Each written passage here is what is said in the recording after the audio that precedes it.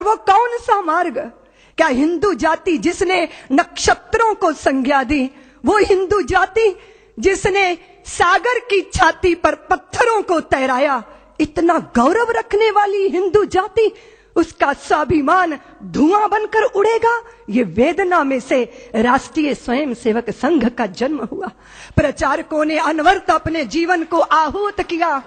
एक प्रश्न पैदा हुआ कि जिस हिंदू ने नभ में जाकर नक्षत्रों को दी है संज्ञा, जिसने हिमगिर का वक्ष चीर भू को दी है पावन गंगा, जिसने सागर की छाती पर पाषाणों को तैराया है, हर वर्तमान की पीड़ा को हर जिसने इतिहास बनाया है, जिसके आर्यों ने घोष किया कृणवंतो विश्वमार्यम का, जिसका गौरव कम कर न सकी रावण की स्वर्णमयी लंका, जिसके यज्ञों का एक हव्य 100 पुत्रों का जनक रहा, जिसके आंगन में भयाक्रांत धनपति बरसाता कनक रहा, जिसके पावन बलिष्ठ तन की रचना तन दे दधीची ने की, राघव ने बन बन भटक भटक जिस तन में प्राण प्रतिष्ठा की, जौहर कुंडों में कूद कूद सतियों ने जिसे दिया सत्व, गुरुओं गुरुपुत्रों ने जिसमें चिरबलिदानी भर दिया तत्व, और शाश्वत हिंदू जीवन क्या स्मरणीय मात्र रह जाएगा?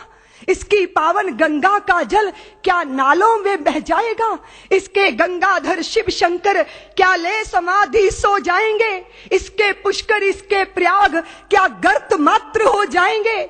यदि तुम ऐसा नहीं चाहते तो फिर तुमको जगना होगा, हिंदू राष्ट्र का बिगुल बजाकर दानव दल को दलना होगा। इस वेदना में से, इस पीड़ा में से, मां भारती के लुटते स्वाभिमान और बिखरती अस्मिता की वेदना में से राष्ट्रीय स्वयंसेवक संघ का प्रादुर्भाव हुआ।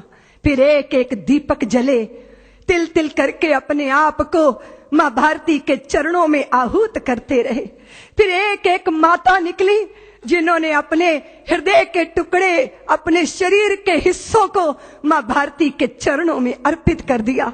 फिर विद्यावती की वह परंपरा जीवंत हुई जहां भगत सिंहों को जन्म देने वाले, और फिर उसके बाद भगत सिंहों को फांसी के फंदों पर झूलते देखकर आंखों से आंसू बरसाने वाली माताओं की आंखों के आंसू देखकर लोगों ने संदेह व्यक्त किया।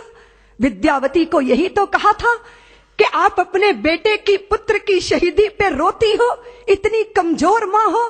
तो विद्यावती ने कहा, मैं अपने पुत्र की शहीदी पे नहीं रो रही, अपनी कोख पे रो रही हूं। कदाचित मेरी कोख ने एक और भगत सिंह को जन्म दिया होता तो मैं उसको भी देश के चरणों में अर्पित कर देती। फिर देश के अंदर तांता शुरू हुआ। माताओं ने अपने हृदय के पुष्प मां भारती के चरणों में अर्पित करना प्रारंभ किया। और प्रचारक जीवन को अपना के व्यक्तिगत परिवार कुछ नहीं, परिवार सारा राष्ट्र परिवार है। अगर अपने भी साथ छोड़ देंगे तो चिंता मत करना, देश तुम्हारा परिवार है, तुम्हारा कुटुंब है। ये भावना और ये उत्कट भावना प्रचारक के जीवन का संबल बनती है।